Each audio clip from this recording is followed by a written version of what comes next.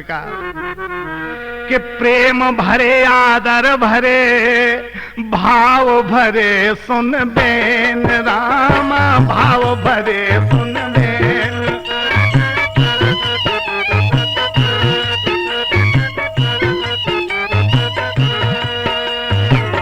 करुणा निधि सचमुच हुए उस क्षण करुणाए।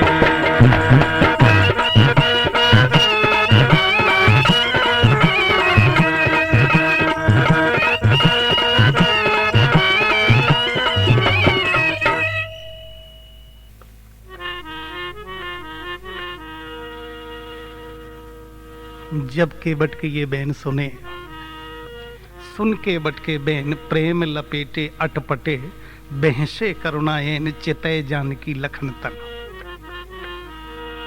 तो कहा तुम्हारा जाए यदि संशय इसी प्रकार रामा, संशय इसी प्रकार।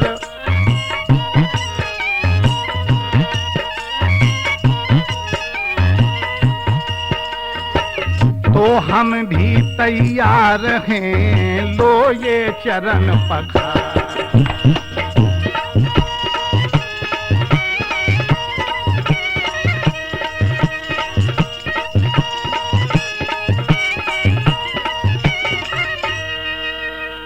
हो गया गुप्त प्रस्ताव और अनुमोदन तथा समर्थन भी।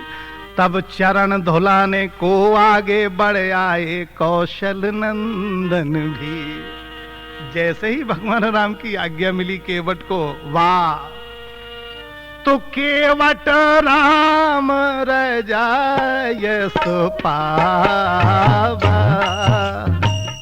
पान कठौता भरे ले आवा।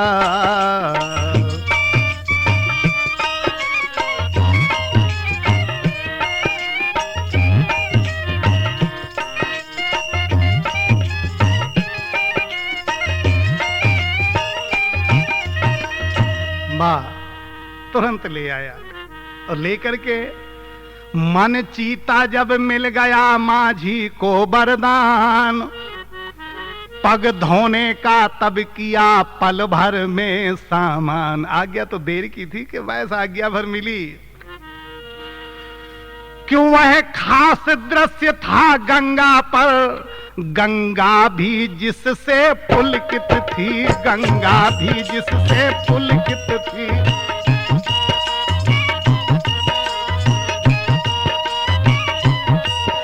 नभ मंडल उधर मुदित मन था, पृथ्वी भी इधर प्रफुल्लित थी।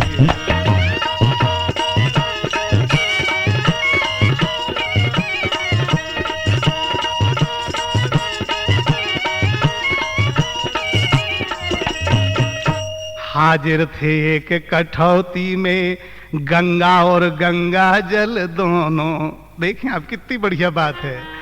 केवट के दोनों हाथों में थे कोमल चरण कमल दोनों। उन चरणों का मल क्या धोया, धोया सेवक ने मल अपना, धोया सेवक ने मल अपना।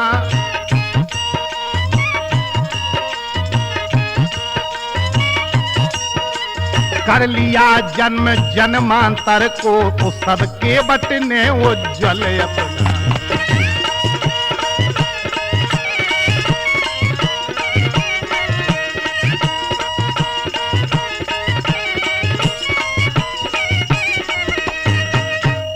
जो चरण अनेक तपस्या कर मुनियों को दृष्टि न आते हैं, वही है वो चरण। और क्या दृश्य है वे केवट द्वारा गंगा पर धोए जाते हैं। क्या बात है। तो जिसके भीतर भरा है गुप्त शक्ति भंडार, उस केवट के भाग्य का किसने पाया पार। तो टेर लिए परिवार के सारे नातेदार रामा, सारे नातेदार।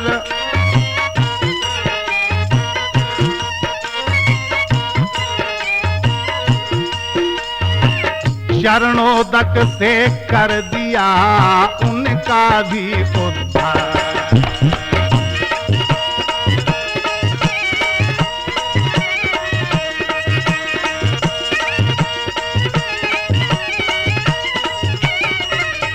अब देखिए आप, पग धोने का तरीका केवट का, मल्लाह पग तो धो रहा है, लेकिन ऐसे नहीं धो रहा कि जल्दी जल्दी धो के नाव पे बैठा लें। पग धो रहा, कैसे धो रहा देखो आप, कि राघव थे खड़े कठौती में, वह एक एक पग धोता था, वह एक एक पग धोता था।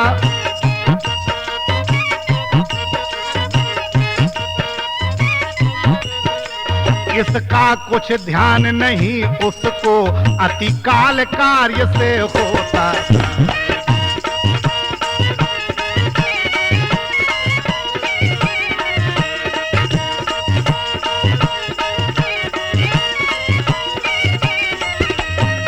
केवट को इससे क्या मतलब था कि देर हो रही है? भगवान राम कहें कि भैया देर हो रही है, थोड़ा जल्दी कर दो यार।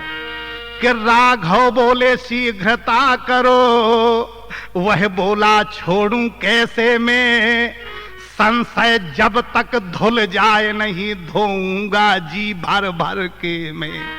ऐसे थोड़ी धोऊंगा, जब तक मन का संशय नहीं जाऊंगा तब तक रगड़ रगड़ के धोऊंगा। अधिकार इस समय मेरा है, मैं उसे न खोऊंगा राजा, अब यह मुझ पर ही निर्भर है, कब तक पग धोऊंगा राजा।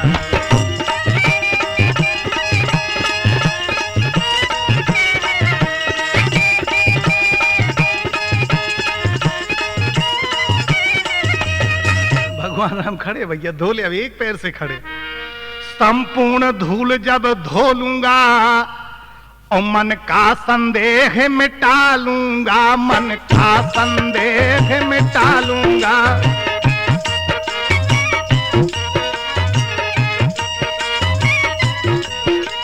तब स्वयं छोड़ दूंगा इनको, प्रभु को भी पार लगा दूंगा।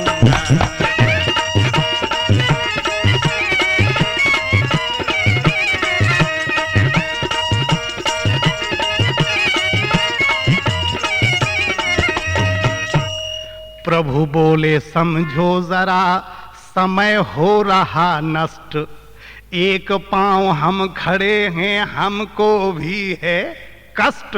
बोले भैया थोड़ा सा कष्ट है यार, जल्दी कर दो। केवट बोला जल्दी कैसे कर दूं, आपके पांव में कष्ट हो रहा है? बोले हाँ भैया थोड़ा सा कष्ट तो हो रहा है, एक पांव तुम धो रहे हो, एक मैं खड़ा किए हूं, मतलब डर तो है। बोला इसका भी उपाय। कह उठा कष्ट का भी उपाय, राजा धीराज सेवक पर है, राजा धीराज सेवक पर है।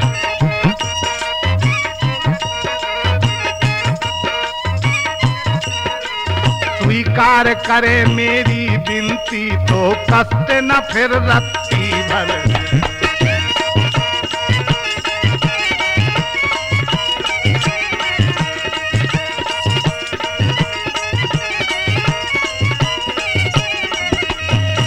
हाँ कहता है भगवान उपाय तो है मेरे पास। अब राघवेंद्र सरकार बोले बताइए भैया क्या उपाय है? केवट भैया कहने लगे एक काम करो, जो जांघों के पास हाथ है ना इसे थोड़ा ऊपर करो। वाह क्या तरकीब है केवट की, देखो आप। कहता है कि जो आपकी जांघाओं तक है वह हाथ उठाओ नाथ अपना, और रखो मुझ सेवक के सिर पर राजा जी वही हाथ अपना।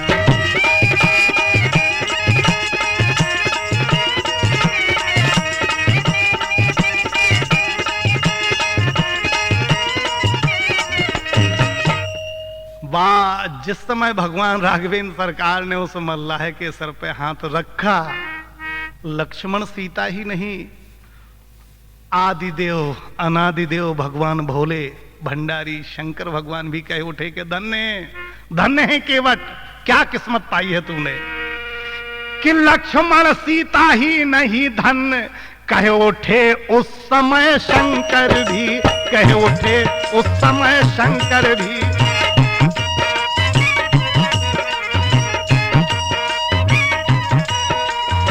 हो रहा धन्य चरणों को तो रखवाया हाथ शीश पर।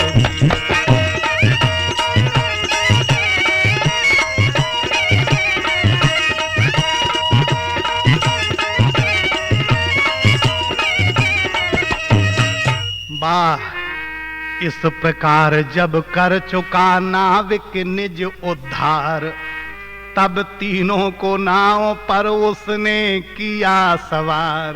जैसे ही नाव पर बैठाया, गंगा जी में नाव चली, जैसे ही हौले हौले धीरे धीरे करके नाव गंगा में पहुंची, तो गंगा की जो धार थी वो भी तैयार हो गई। क्यों? वो कौन है कि नाम अजामिल से खल कोट अपार नदी भव बूढ़त काढ़े, और जो सुमरे गिर मेरु सिलाकन होत अजा खुरबार अधिबाड़े। जिनके पद पंकज से निकसी तटनी सरिता जो हरे अघगाढ़े, ओ सोई प्रभु सोई सरता तरबे कहूँ मांगत नाम करार उठाड़े। वही गंगा जी है जिनके चरणों से गंगा जी निकली हैं, तो तुरंत तैयार हो गई कि बीच धार में आए तो मैं भी चरण तो छू लूं फिर से एक बार। तो जी भर कर दर्शन करने को धारा ठहराई गंगा ने, धारा ठहराई गंगा ने।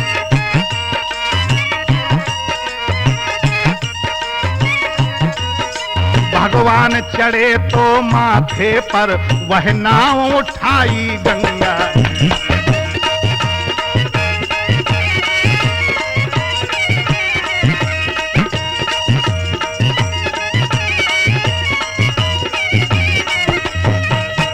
उस समय देखिए आप, वो छवि देखिए, वो चित्र देखिए, जब भगवान राम में बैठे हैं नाव में। आंखों उस छवि को तो देखो जो आज नाव पर छाज रही, और तख्तों पर दाहिने हैं रघुबर, बाएं मैथिली विराज रही।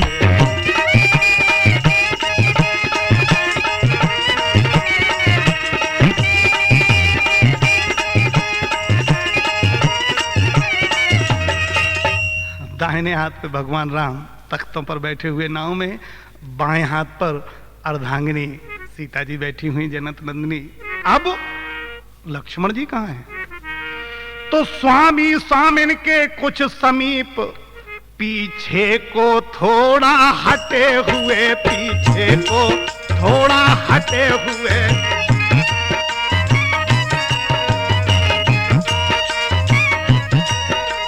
कंधे पर डाले हुए धनुष उर्मिला नाथ हैं डटे हुए।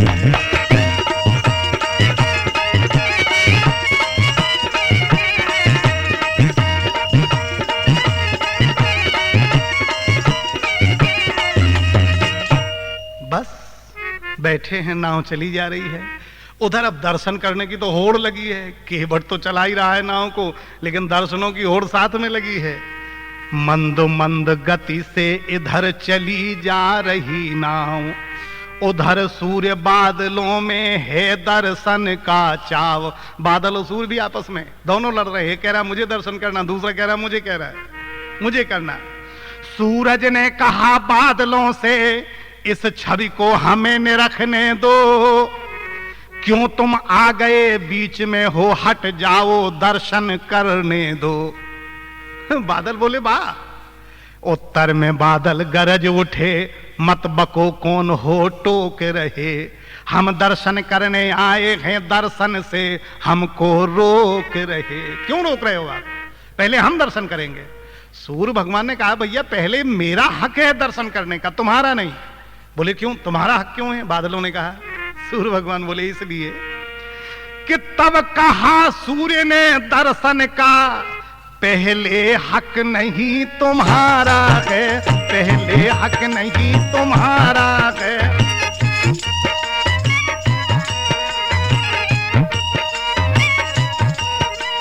है सूर्य वंश में रामचंद्र, इससे अधिकार हमारा।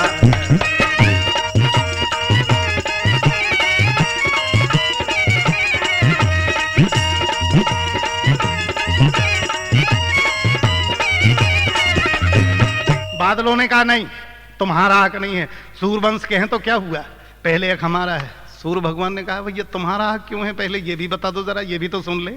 बोले देखो बताएं कि वे भी घनश्याम कहाते हैं और हम भी घनश्याम कहाते हैं, हम भी घनश्याम कहाते हैं।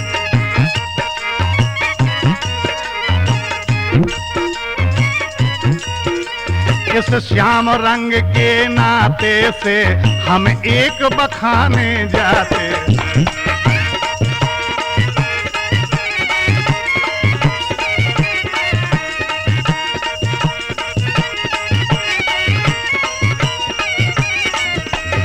और फिर ये प्रकृति है, और ये प्रकृति ये तो वही है जो बार बार वही उनकी बनाई प्रकृति, उनकी प्रकृति। देखो क्या हुआ जब दोनों लड़ रहे थे, हवा ने अपना काम किया, वो भी प्रकृति की चीज है। क्या काम किया कि बढ़ गई रार तो हवा चली, उसने यूं बीच बिछाव किया, उसने यूं बीच बिछाव किया।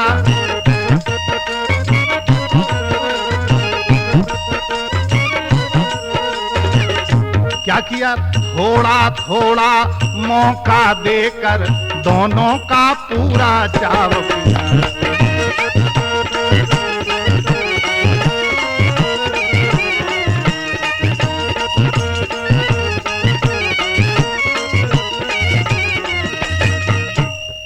दोनों को दर्शन करा दिए प्रकृति ने। अब नाव चली जा रही है आगे।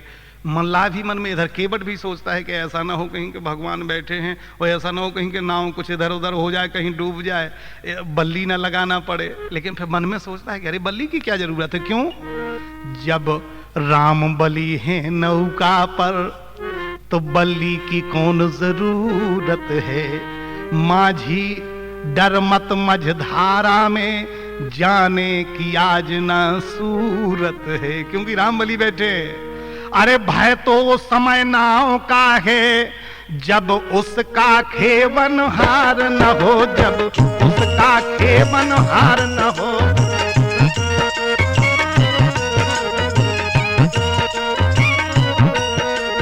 बैठा है जब वो बेड़े पर तो कैसे बेड़ा पार न हो।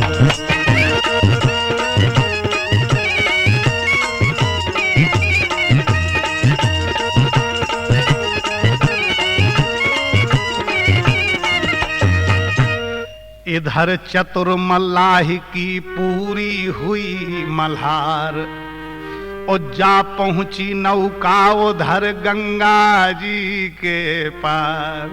जैसी पहुंची तो तर ठाण भय सोर सजी देवता, सिय राम गोहे लखन समेता।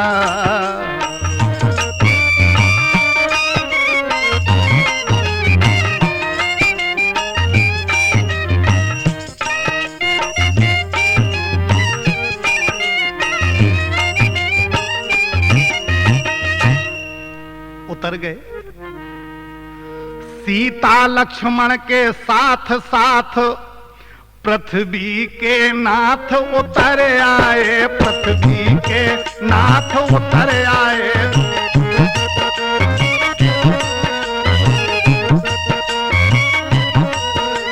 यात्री भी गंगा के समान हिमगिर से अब बाहर आए।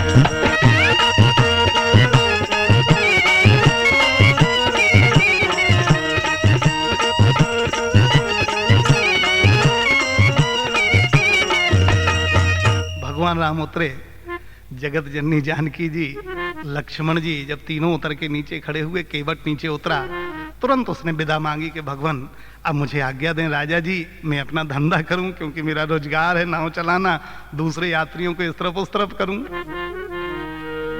भगवान ने इशारा तो किया लेकिन मुंह से नहीं कहा कि केवट तुम जाओ। क्यों?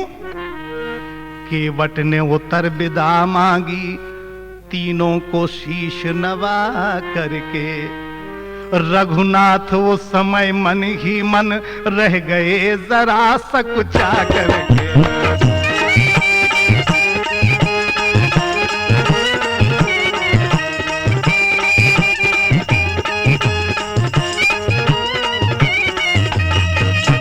राम को संकोच हुआ। ये संकोच क्यों हुआ? बहुत अच्छी बात हमारे राधे श्याम जी ने दर्शाई है कि इसलिए संकोच हुआ कि यद्यपि बनवासी हुए नाथ, फिर भी स्वभाव राजा का है, फिर भी स्वभाव राजा का है।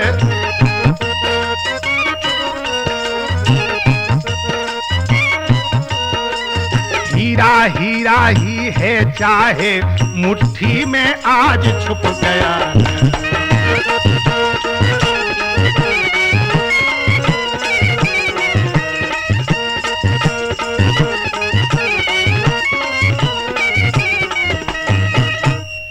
आदत तो वही बनी हुई है। राजा तो राजा होते हैं, क्योंकि राजा की आदत है कि आदत तो वही राजसी है, किस तरह त्याग दें राम उसे।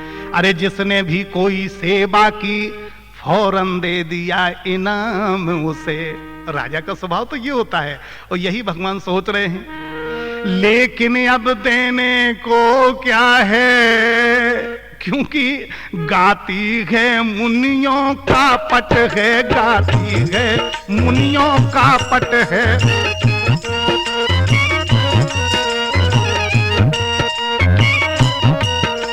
कुछ दिया नहीं, दे सके नहीं, बस इतनी सी सकचाहट है।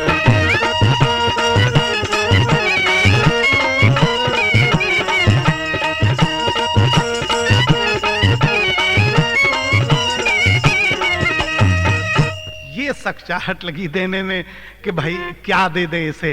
लेकिन जब ये संकोच भगवान राम का देखा, पत्नी अर्धांगिनी अर्धांगिनी होती, इसलिए उसे आधा अंग कहा गया है। तुरंत मन की बात समझ ली, अपने पति के हृदय की बात, राघवेंद्र सरकार के दिल की बात को मां जगत जननी मैथिली समझ गई।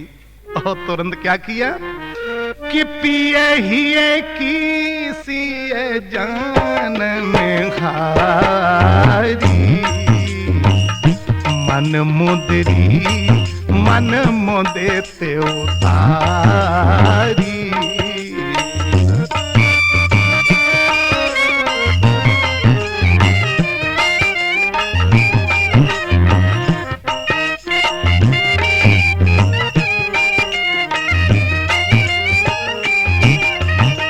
समझ गई जानकी जी। और उन्होंने तुरंत क्या किया कि अपने स्वामी की सकुचाहट जिस समय निहारी सीता ने, जिस समय निहारी सीता ने,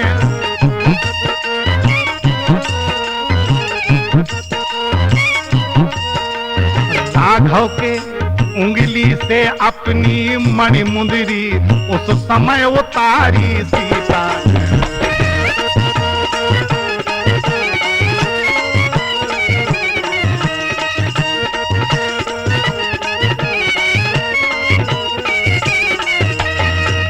देखें आप, तुरंत मणिमुंदरी उतारी, भगवान राम के हाथ पे रखी और बोली कि राघव के हाथों पर रख कर की अर्ज दीजिएगा इसको, और जैसे भी हो हे प्राणेश्वर संतुष्ट कीजिएगा इसको। तो सीता की मुंदरी लगे देने सीता नाथ, राम देने सीता नाथ।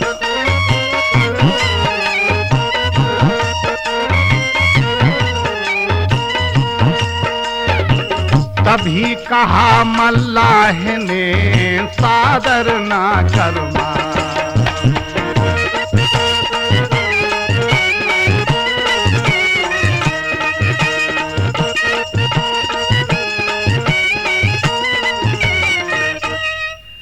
बोला महाराज आप राजा हो तो क्या मेरी मजदूरी दे रहे हो?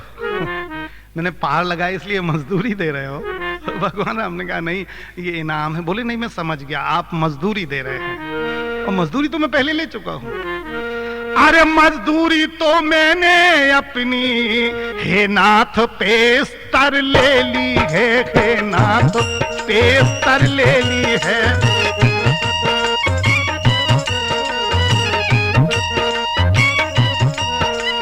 फिर वही भी अपनी मोह मांगी, अपना जी भर कर ले ली।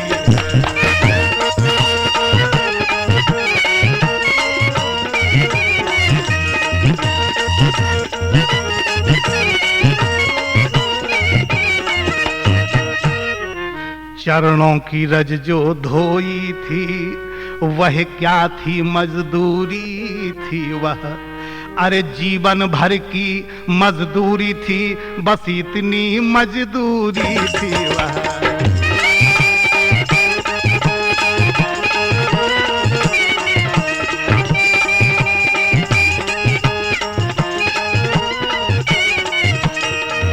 कोटान कोट जन्मों की भी मजदूरी उस पर बारी है, और हे नाथ एक कण पर उसके बैकुंठ लाख बलिहारी है।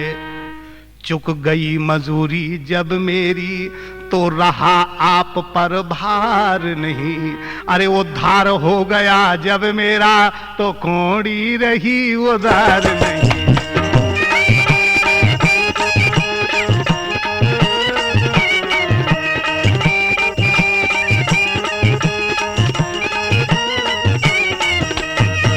तुरंत दूसरी बात करता, कहता एक काम करना, मजदूरी देना हो प्रभु तो एक काम करना कि मैंने जो नैया पर गाया वह गाना एक इशारा था, वो गाना एक इशारा था।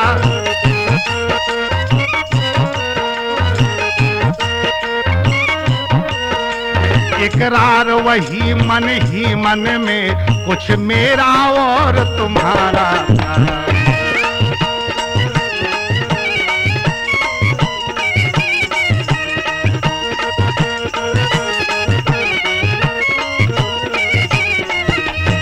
कहता भगवान एक काम करना, जैसे मैंने आपको गंगा से पार कर दिया ना, जब मैं आऊं, क्योंकि आप भी तो केवट हो इस बेड़ा पार के, तो जब मैं आऊं तो मुझे पार कर देना, बस ये मजदूरी और चाहिए, और प्रभु कुछ नहीं चाहिए आपसे।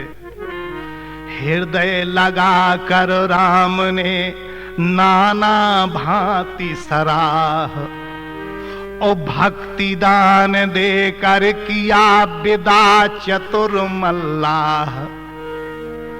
अब गोहन खाद को साथ था, बोल उठा बलिहार, और देख चरित उस भक्त में छाया हर्ष अपार।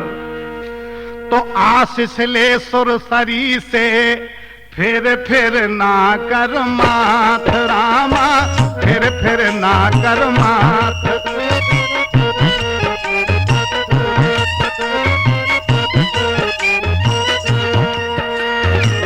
चलो बनी को जानकी राघवेंद्र के साथ।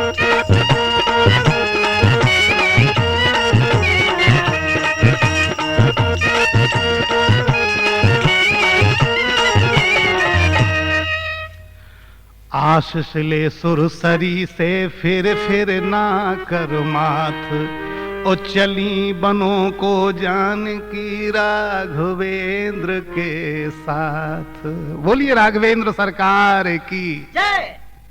आशीष ले सुरसरी से फिर ना कर माथ रामा, फिर ना कर माथ।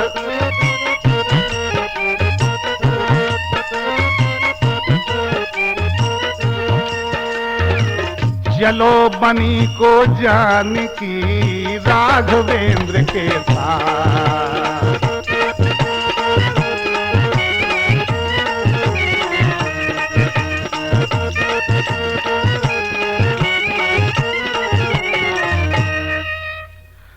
आशीष ले सुरसरी से फिर ना कर माथ, ओ चली बनों को जानकी राघवेंद्र के साथ। बोलिए राघवेंद्र सरकार की जय।